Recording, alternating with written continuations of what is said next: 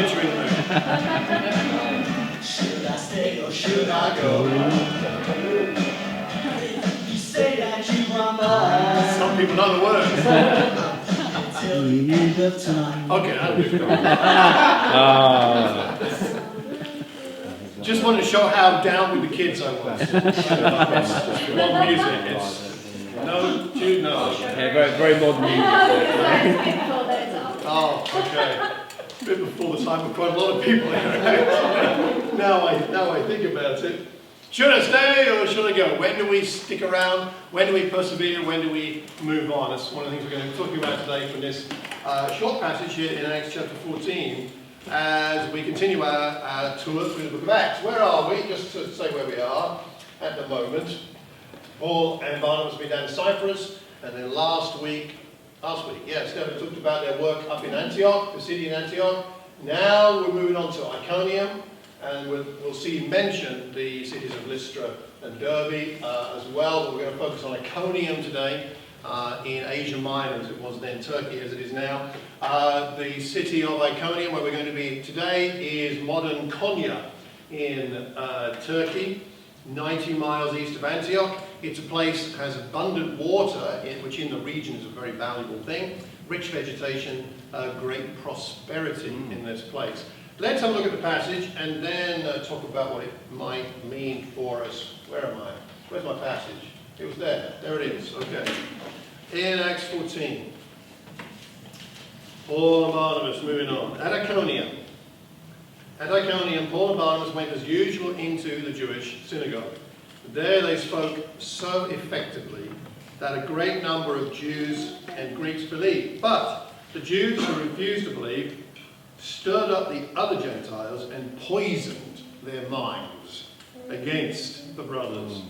So Paul and Barnabas spent considerable time there, speaking boldly for the Lord, who confirmed the message of his grace by enabling them to perform signs and wonders.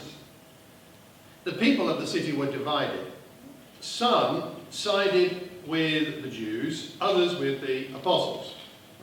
There was a plot afoot among both Gentiles and Jews, together with their leaders, to mistreat them and stone them. But they found out about it and fled to the Lycaonian cities of Lystra and Derbe, and to the surrounding country, where they continued to preach the gospel. What an interesting set of incidents here, and what might that shed light on for us? Iconium is mentioned a few other times in the Bible, so we've got some other references in Acts chapter 14. Some Jews came from Antioch and Iconium, so they got chased out of town, but some people from Iconium chased them further to the next place they went. And in fact, they tried to stone him in Iconium, but they managed to stone him later on, Acts 14 verse 19 there. For some reason I put that reference twice. In chapter 16, the believers in Lystra and Iconium spoke well of him. That's about Timothy. So we know that Timothy's his suitability had spread across that region of different cities. And in 2 Timothy, Paul mentions Iconium one other time to Timothy. You, however, know all about my teaching, my way of life, my purpose, faith, patience, love, endurance, persecution, suffering, what kinds of things happened to me in Antioch, Iconium, and Lystra, the persecutions I endured. So this was an important place for Paul, important for the church. The church got established there and continued long after Paul had moved on. So wonderful things happened there as a result of Paul and Barnabas going. As a result of what? As a result of them being effective in their speaking. The verse here in chapter 14, verse 1 is kind of, some people say they have a life verse, or they have some life verses, meaning they're verses that, from the Bible that mean a lot to them all through their life. And this is one for me, because of the role I've played for so long in church life. They spoke so effectively that a great number of Jews and Greeks believed. And I think there is a great place for effective speaking. Whether that's public speaking or speaking to one another, I think it's one and the same in many ways. They spoke so effectively. And what we're looking at today is the result of effective speaking, of sharing faith, of talking about Jesus, of talking about the gospel in an effective way. What happens when we're effective in speaking to people? Well, a couple of things. So they go, oh, by the way, they are in a Jewish synagogue to start with, which this is a model of what it might have looked like, or a drawing, something like that. So a building, someone like that is where they go. It says as usual. That's their usual modus operandi. So the first thing that I'm going to talk about today is the fact that if we're going to speak effectively and we're going to know how to react, we need to understand that we're enabled by God. We're enabled by God. This is what it says about them, that they're enabled by God to do what they do. In verse 3, Paul and Barnabas spent considerable time there. Even though they were opposed, even though the minds of people around them had been poisoned, they spent time there, they stayed there. It's an interesting thing to me that they didn't hear about the poisoning or see the people being poisoned and think, oh, well, we've done our work here, let's move on. When they saw the minds of people being poisoned, it actually made them stick around. They stuck around, and it says that they spoke boldly for the Lord, who confirmed the message of his grace by enabling them to perform signs and wonders. Enabling them. I think it's a wonderful phrase. To be enabled by God. I don't know about you, but I often feel like I am not up to the task of being a Christian in this day and age. I feel like I'm not up to the task of being a Christian in my own heart, let alone sometimes in my neighborhood or wherever I go, right? I find myself tongue-tied at times. I find myself not knowing what to say to people if they ask me about faith. Or even if they don't ask me about faith, how to start a conversation or how to continue with it, and what to do when you come up to an obstacle in someone's faith and you don't know the answer. And perhaps you get ridiculed, perhaps minds are poisoned around you, towards you, perhaps you get trolled online. There's lots of things that can happen to reduce our boldness, our confidence, and our expectations as to what God can do. And what we see here is Paul and Barnabas, they speak effectively, minds are poisoned, but they carry on speaking, they carry on working for some considerable time. It says, we don't know how long, but obviously it's more than a week or two. Some considerable time they stayed there. And they knew, I think they knew in their hearts, the work they were doing was enabled by God. Now, God enabled them here to do signs and miracles. But doesn't God always enable us? Isn't the work that we do for him always really enabled by him? When we're trying to do it in our own strength, it's exhausting.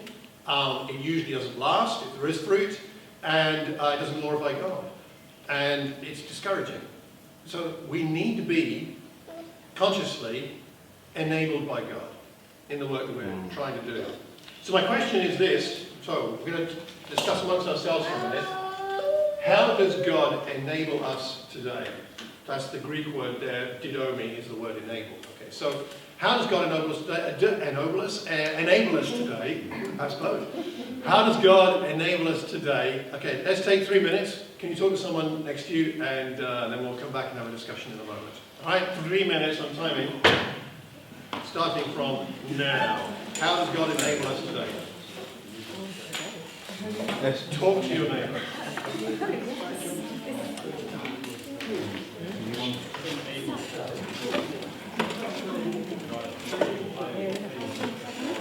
How does God enable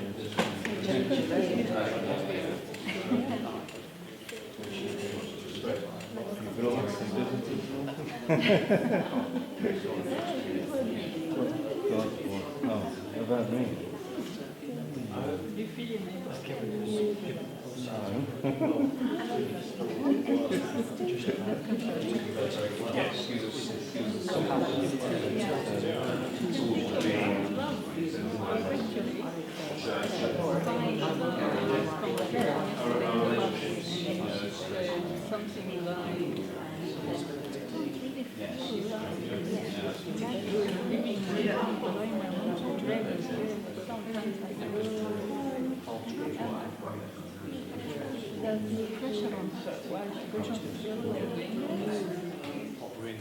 Feel like doing what? So seeing your mum?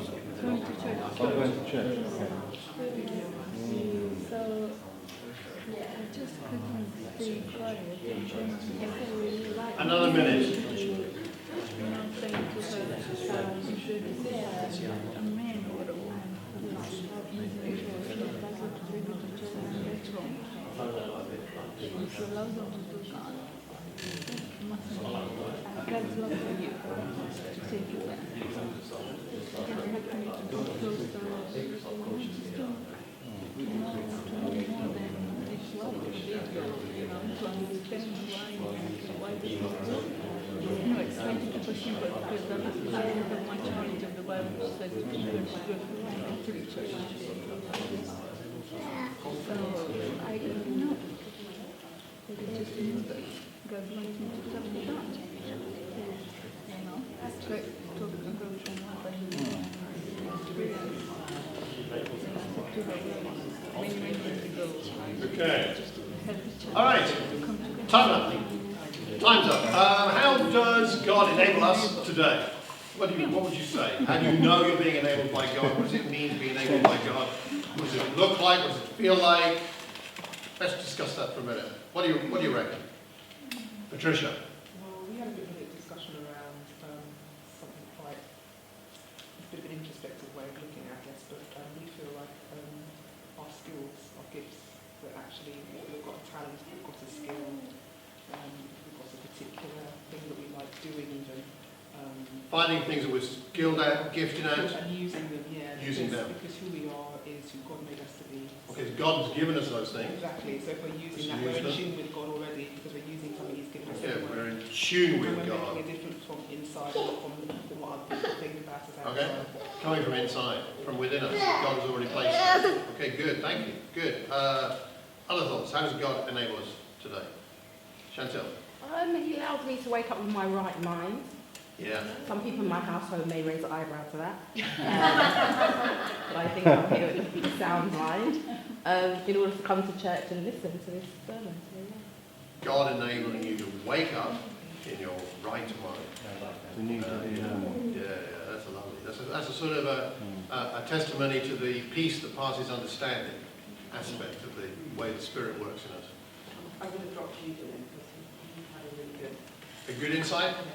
Excellent. Good. We're looking for it. Which one of the 3 or 4? Yeah, just similar to Patricia, like with talents and things like that. So it enables us to sort of have awareness within that. Also, I think during like exams and stuff, it's enabled me specifically very much to be more concentrated. To stay focused, Yeah. clear-minded. Rather than sort of just having a bit of a daydream during the exam and things like that. But, yeah. So, Good for you. You got more exams coming? yeah. Want some prayers on that? Okay, everybody? Everybody praying for Jude? Okay, good. Everybody watching on Facebook Live? Jude? Okay, excellent. You've got now, I have 2,000 odd friends on Facebook, so you have at least 2,000 people praying. Okay, friends. So, yeah, Danny. So we said a few things. Two, what we mentioned were, I can't remember what but one of them was like he's giving us his word. He's giving us His word. the tools, which is useful for correcting teaching. We've got the tools. Yeah. And also the fellowship. He's giving us each One another. Giving one another the love that we have. And each other draws people in. The resources and the love, and yeah, absolutely, yeah, Leo. And Joe was saying about the idea that we have confidence because we can approach God every day and we can approach the creator of the universe. Yes. So so why should we be afraid of talking to anybody else? Right. If we have the knowledge that we have a direct connection with the creator of the universe, why would we fear anything else? Okay, tell you what, I'm going to move on because that segues very nicely by the power of the Spirit into what I was going to say. What about this verse in Acts chapter 4, verse 29, right? When the church is being persecuted, right, a lot of problems, and what do? The church gathers together and they pray and they say, now Lord, consider their threats, those trying to oppose them, and enable your servants to speak your word with great boldness.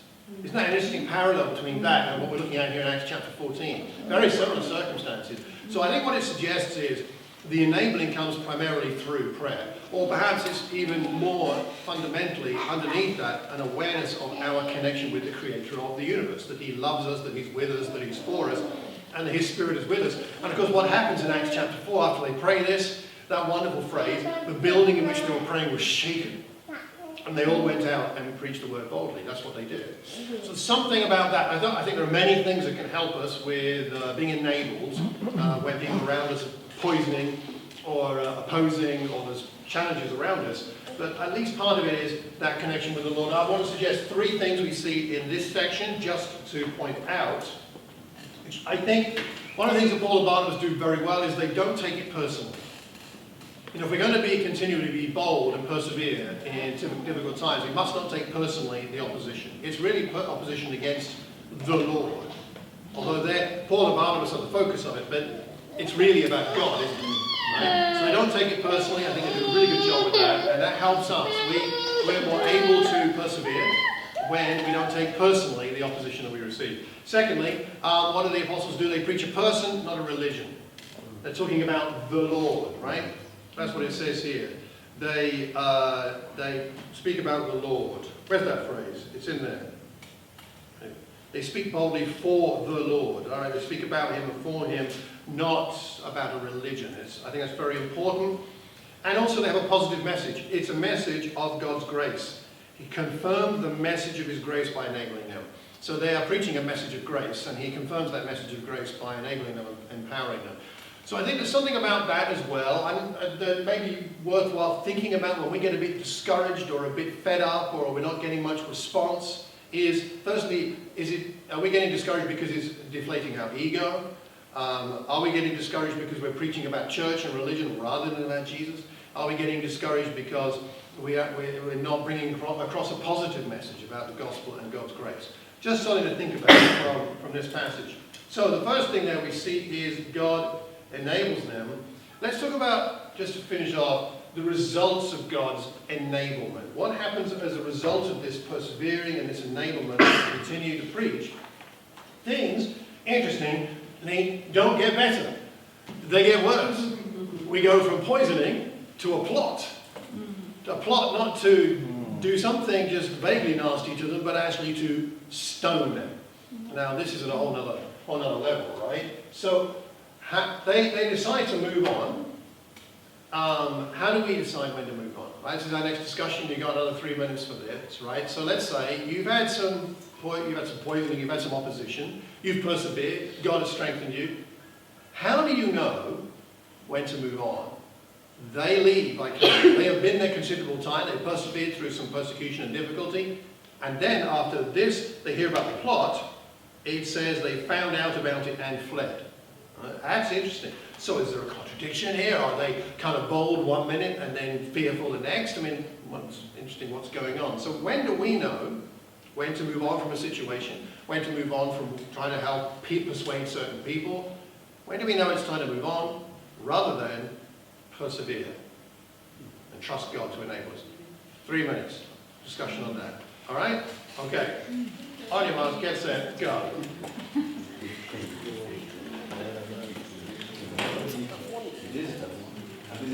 There we go.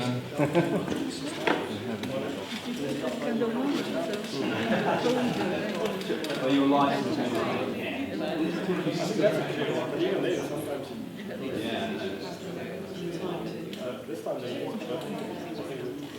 Yeah, they got of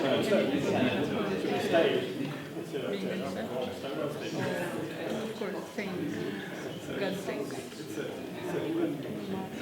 That's not so clear cut.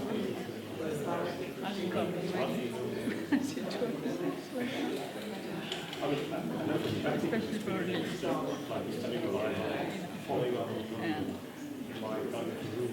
that I knew that they are too close to the discouragement. Well, if you would ask them how they do it, That's right. Just something worth saying. when you follow another option, I'm not going to do such a religion, I'm not going to, you know? So while they are people are not listening. they wouldn't be afraid to say, why don't you tell me more? You know, they don't have that attitude. I move on if they don't want to know. So if I phone them up or text them and they don't respond, then it's likely they're not really interested in me. And maybe that's the wrong. Maybe if we persevere with it. That's One more where I'm minute. at the moment, you know. I don't, if they don't respond to my text, or they, you know, I'm thinking whether they're going to no with. So maybe someone else will reach out to them. I'm hoping, you know. Maybe they want to talk to them, but I'm just saying it's good. I'm. I don't intend to become someone who says Christ. I may try another month or another 2 months to see how to check the don't come here. Yeah, Because they may no, that's, yeah, not totally. Yeah, that's not. But, we have a hard time to, I know they go to children who don't talk about it, or they are saying, All right. Should I stay or should I go? yeah. Okay, so what do you think? How do we decide when it's right to move on? How do we know? What are the signs? How do we make that decision? What do you think? How do we decide to move on? Okay. The simple way of having a negative effect on you as a person, that might be a good time. Might be a sign.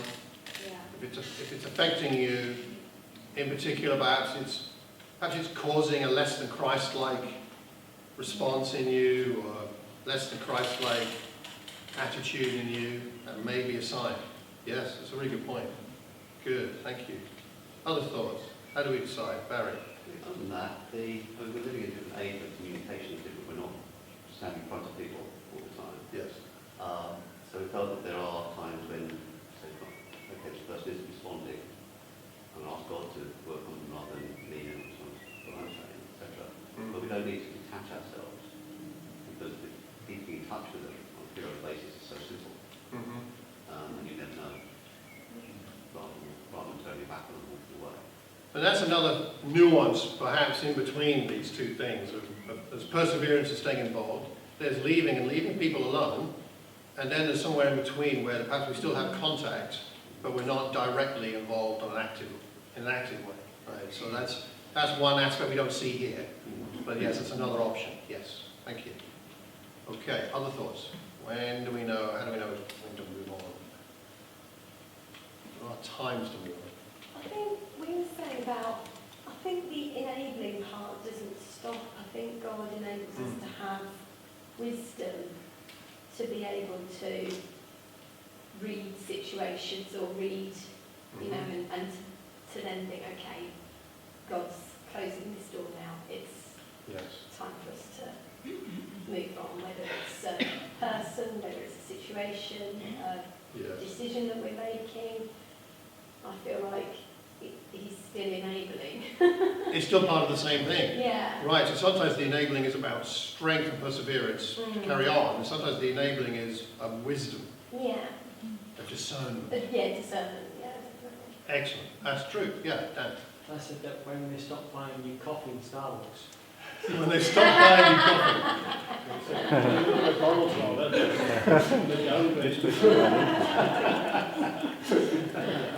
So when it's you buying all the coffees? Yeah, that's a dark day. It's a sign to move on. Other thoughts? The other way, Stephen. I think there's a rare, I think it's, from my experience, it's a rare occasion where God makes it very clear. Sometimes he does. It's very rare, but sometimes he does. He really just shuts the door and opens another one. Right. Sometimes God shuts the door. Yeah, that's something we might need to pray about. God, you know, if it is right for me to move on, would you please shut the door? Yeah. He may not answer that prayer directly, but he might. It might be the thing to pray. It's a tricky one, this, because I don't like this whole idea. I don't like this whole idea because it feels like if I'm going to move on from trying to reach out and help somebody, then A, I'm judging them. I feel like I'm judging them.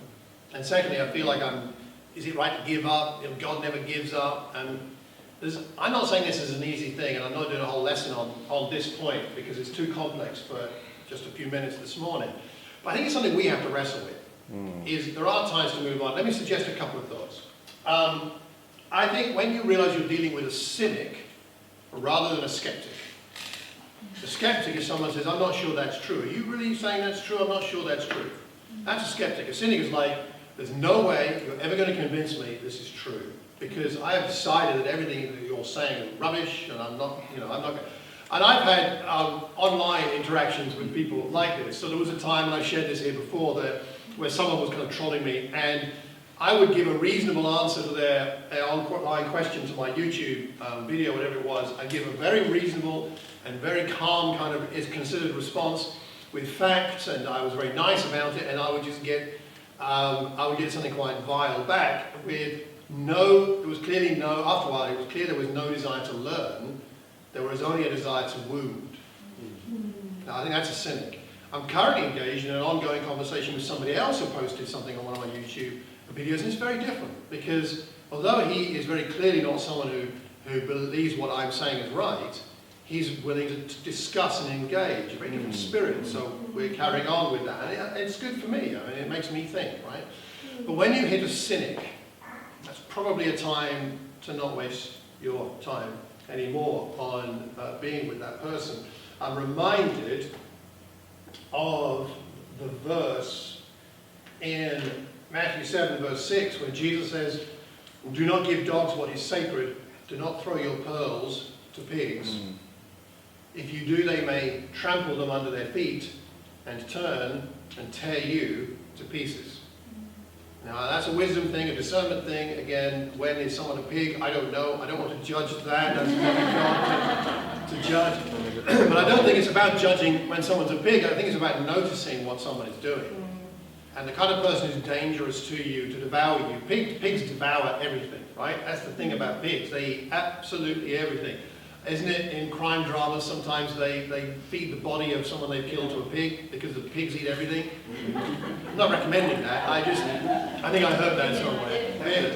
It was on TV, it must be true. So don't do that to anybody you know. But they devour, and I think that's the dangerous thing for Paul and Barnabas here, is that they would be, it's not that they, I think, are afraid of the violence. It's that they realize if they are devoured by this, if they're stoned to death, they will not be able to carry on with the gospel, and they feel they've been called to go on and preach the gospel. So there's something about cynics in here. And I think maybe there's also the idea that if you're feeling this intense opposition, that maybe it's God directing you to new opportunities. How did churches get started in Lystra and Derby and other places? It's because God allowed Paul and Barnabas to be driven out. So how do we find the open people, open to the gospel? It might be stopping spending our time with the people who are not right now open to the gospel. So sometimes it's God directing us to new opportunities. Let me remind you of this slide, which we showed 3.5 years ago at the beginning of our congregational life, of Hearts, Beds and Bucks. These three counties, there are 2.5 million people in these three counties. There are 1,130 towns, villages and hamlets. There are 56 settlements with over 5,000 population in them. That's a lot of people in a lot of places. Maybe we need to think about our own lives and whether we might be spending too much time with some people who are more like a cynic than a skeptic and need to move on a bit. Move on to reaching out to other people in other houses, in other streets, in other locations. Maybe we're not being called to move house, but maybe we're being called to move on from a person.